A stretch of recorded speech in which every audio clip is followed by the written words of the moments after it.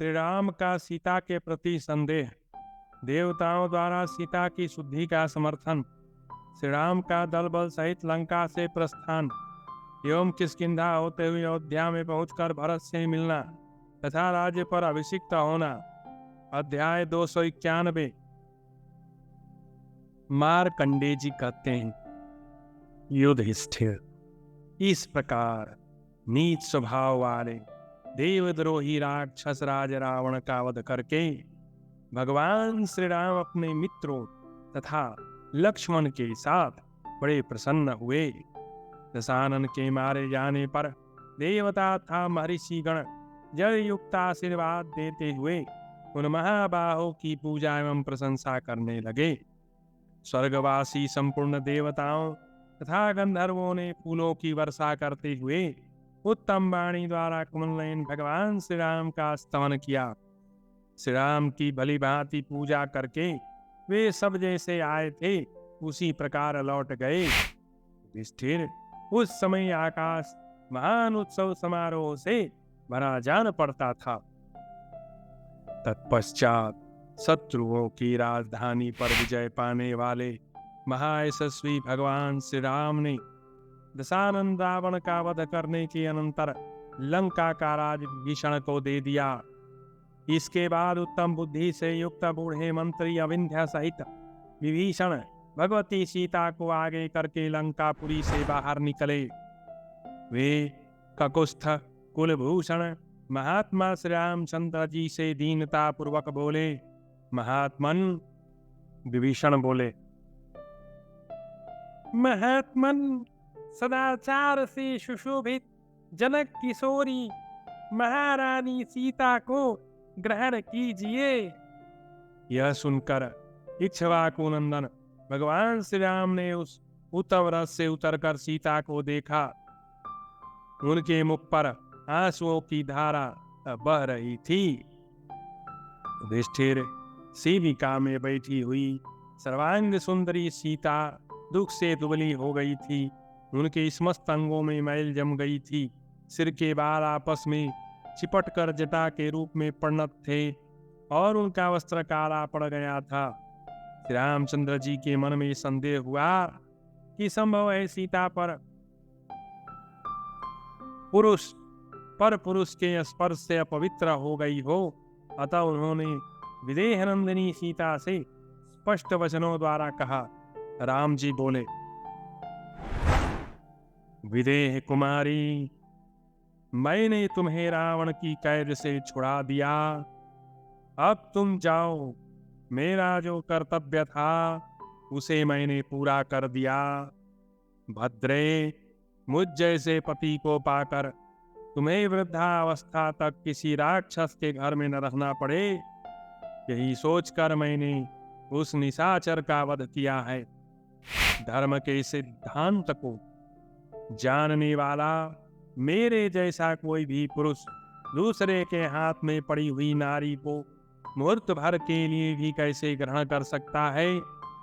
मिथिलेश नंदिनी, तुम्हारा आचार विचार शुद्ध रह गया हो अथवा अशुद्ध, अब मैं तुम्हें अपने उपयोग में नहीं ला सकता। कि उसी तरह जैसे कुत्ते के चाटे हुए अभैस्य को कोई भी ग्रहण नहीं करता। युधिष्ठिर, सहसा कठोर वचन सुनकर देवी सीता व्यथित हो कटे हुए केले के वृक्ष की भांति सहसा पृथ्वी पर गिर पड़ी।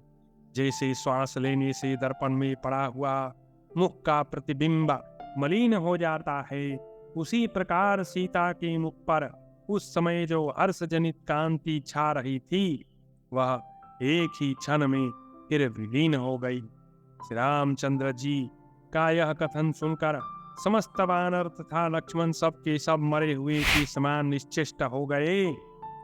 इसी समय विशुद्ध अंतःकरण वाले कमल योनि जगत सृष्टा चतुर्मुखी ब्रह्मा जी ने विमान द्वारा आकर वहां श्री रामचंद्र जी को दर्शन दिया।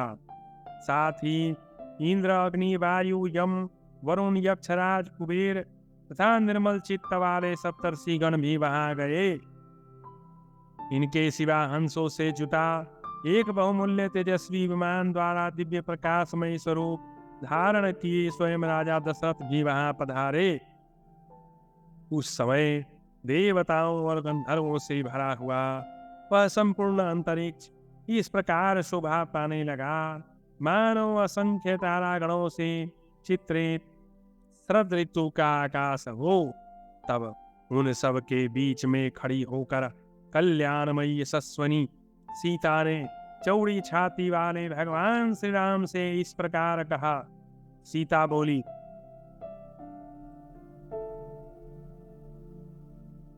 राजपुत्र, मैं आपको दोष नहीं देती, क्योंकि आप स्त्रियों और पुरुषों की कैसी गति है यह अच्छी तरह जानते हैं। केवल मेरी यह बात सुन लीजिए। निरंतर संचरण करने वाले वायुदेव समस्त प्राणियों के भीतर विचरते हैं। यदि मैंने कोई पापाचार किया हो तो वे वायु देवता मेरे प्राणों का परित्याग कर दें। यदि मैं पाप का आचरण करती हूँ तो अग्नि, जल, आकाश, पृथ्वी, वायु ये सब मिलकर मुझसे मेरे प्राणों का वियोग करा दें। वीर, यदि मैंने आपके सिवा दूसरे किसी पुरुष का स्वप्न में भी चिंतन न किया हो तो देवताओं के दिए हुए एकमात्र आप ही मेरे पति हो। तदनंतर आकाश में सब लोगों को साक्षी देती हुई एक सुंदर वाणी उच्चरित हुई, जो परम पवित्र होने के साथ ही उन महामना बानरों को भी हर्ष प्रदान करने वाली थी। उस आकाशवाणी में वायु देवता बोले,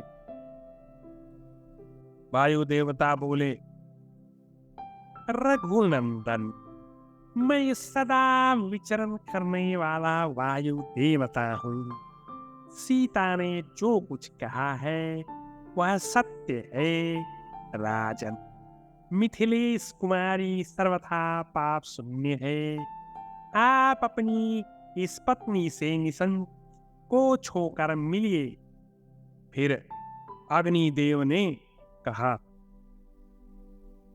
रघुनंदन, मैं समस्त प्राणियों के शरीर में रहने वाला अग्निदेव हूँ। मुझे मालूम है मिथिलेश कुमारी के द्वारा कभी सूक्ष्म से भी सूक्ष्म अपराध नहीं हुआ है। वरुण देव ने कहा, श्री राम, समस्त प्राणियों के शरीर में जो जल तत्व है वह मुझे से ही उत्पन्न हुआ है। अतः मैं तुमसे कहता हूँ, मिथिलेश कुमारी निष्पाप है, इसे ग्रहण करो। तत्पश्चात ब्रह्मा जी बोले, वत्स, तुम राजर्षियों के धर्म पर चलने वाले हो, अतः तुम में ऐसा सद्विचार होना आश्चर्य की बात नहीं है। साधु सदाचारी श्री राम, तुम मेरी यह बात सुनो। वीरवर, यह रावण देवता, गंधर्वनाग, यक्ष, दानव तथा महर्षियों का भी शत्रु था। इसे तुमने मार गिराया है। पूर्व काल में मेरे ही प्रसाद से यह समस्त प्राणियों के लिए अवध्य था। इसी कारणवश ही कुछ काल तक इस पापी की उपेक्षा की गई थी। राम, दुरात्मा रावण ने अपने वध के लिए ही सीता का अपहरण किया था। नलकूबर के शाप द्वारा मैंने सीता की रक्षा का प्रबंध किया था। पूर्व काल में रावण को यह शाप दिया गया था कि यदि यह उसे न चाहने वाली किसी पराई स्त्री का बलपूर्वक सेवन करेगा तो इसके मस्तक के सैकड़ों टुकड़े हो जाएंगे। अतः महातेजस्वी श्री राम, वो सीता के विषय में कोई शंका मत करो, इसे ग्रहण करो। देवताओं के समान तेजस्वी वीर, तूने रावण को मारकर देवताओं का महान कार्य सिद्ध किया है। युधिष्ठिर फिर दशरथ जी बोले, वत्स, मैं तुम्हारा पिता दशरथ हूँ, तुम पर बहुत प्रसन्न हूँ, तुम्हारा कल्याण हो। पुरुषोत्तम, मैं तुम्हें आज्ञा देता हूँ कि बेटा, अब तुम अयोध्या का राज्य करो। श्री रामचंद्र जी ने कहा, राजेंद्र, यदि आप मेरे पिता हैं तो मैं आपको प्रणाम करता हूँ। आपकी आज्ञा से अब मैं रमणीय अयोध्यापुरी को लौट जाऊंगा। मार्कंडेय जी कहते हैं, भरत श्रेष्ठ युधिष्ठिर, तदनंतर पिता दशरथ ने अत्यंत प्रसन्न होकर कुछ लाल नेत्रों वाले श्री रामचंद्र जी से पुनः कहा, महादूते, तुम्हारी वनवास की 14 वर्ष अब पूरे हो गए हैं।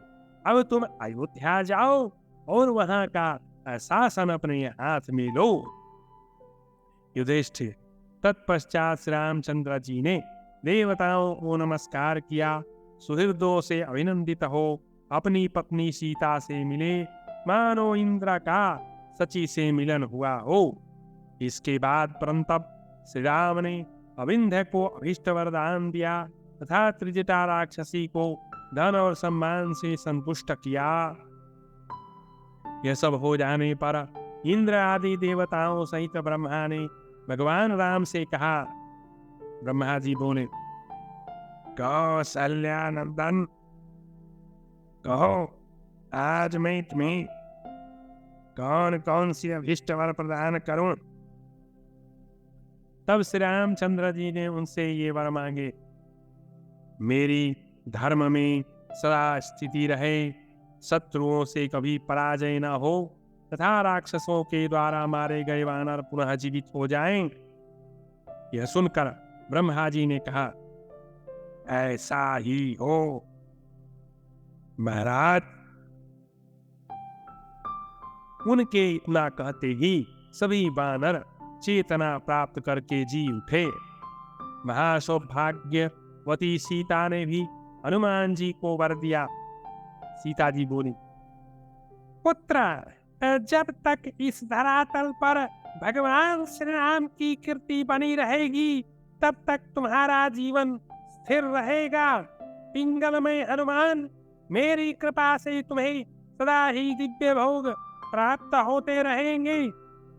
तदनंतर अनायासी महान पराक्रम करने वाले वानरों के देखते देखते वहां इंद्र आदि सब देवता अंतर ध्यान हो गए।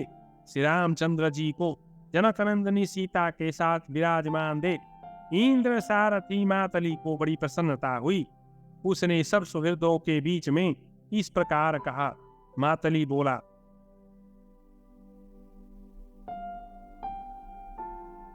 सत्य प्रक्रमी श्री राम, आपने देवता, गंधर्व, यक्षा, मनुष्य, असुर और नाग इन सबका दुख दूर किया है। जब तक यह पृथ्वी रहेगी तब तक देवता, असुर, गंधर्व, यक्ष, राक्षस तथा नागों सहित संपूर्ण जगत के लोग आपकी कीर्ति का गान करेंगे। ऐसा कहकर शस्त्रधारियों में श्रेष्ठ श्री रामचंद्र जी की आज्ञा ले उनकी पूजा करके सूर्य के समान तेजस्वी उसी रथ के द्वारा मातली स्वर्ग को चला गया।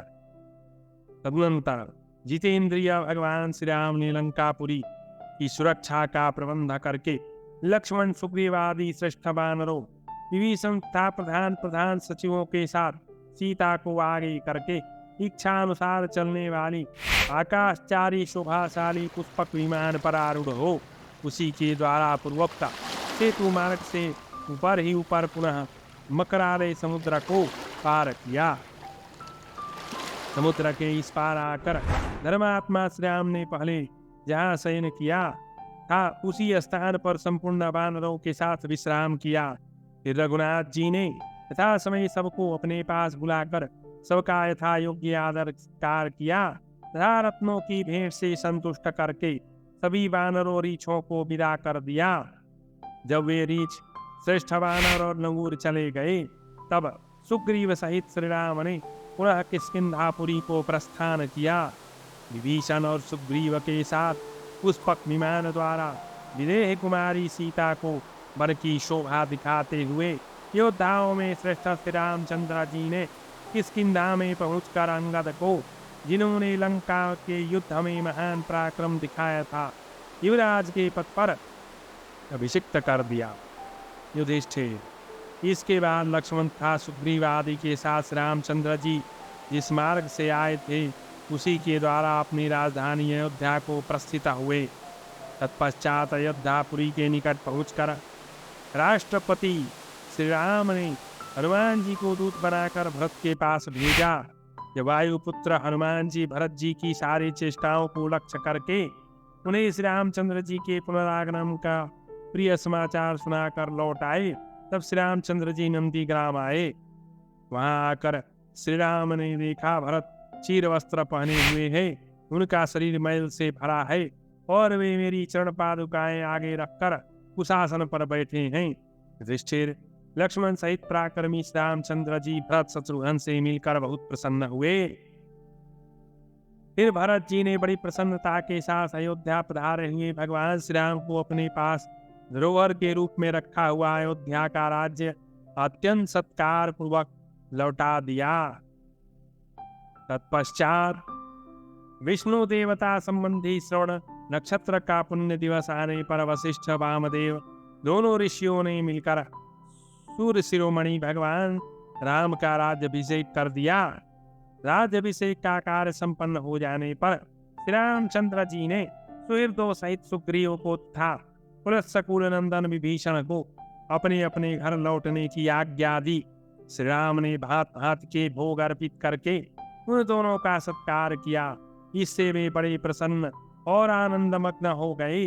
तदनंतर उन दोनों को कर्तव्य की शिक्षा देकर रघुनाथ जी ने उन्हें बड़े दुख से विदा किया। इसके बाद उस पुष्पक विमान की पूजा करके रघुनंदन श्री राम ने उसे कुबेर को ही प्रेम पूर्वक लौटा दिया। तदनंतर देव ऋषियों सहित गोमती नदी के तट पर जाकर रघुनाथ जी ने 10 अश्वमेध यज्ञ किए जो स्तुति के योग्य थे और जिनमें अन्न आदि की इच्छा से आने वाले याचकों के लिए कभी द्वार बंद नहीं होता था। इस प्रकार श्री महाभारत वन पर्व के अंतर्गत रामोपाख्यान पर्व में श्री राम अभिषेक विषयक 291वां अध्याय पूरा हुआ।